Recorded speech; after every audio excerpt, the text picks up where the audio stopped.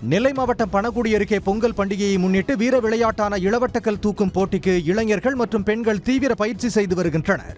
சென்ற நூற்றாண்டுகளில் தமிழகத்தின் தென் மாவட்டங்களில் இளவட்டக்கல்லை தூக்கிச் சுமக்கும் வீர விளையாட்டு நடப்பதுண்டு.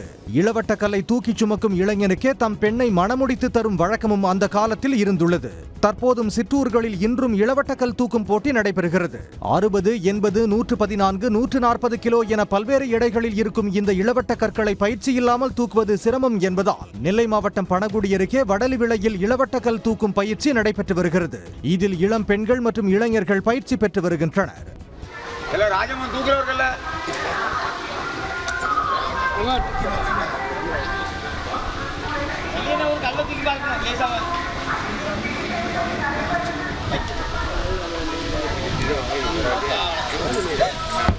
வரும் பொங்கல் பண்டிகையை ஒட்டி வடலிவிளையில் இளவட்டக்கல் தூக்கும் போட்டி கோலாகலமாக நடைபெற உள்ளது.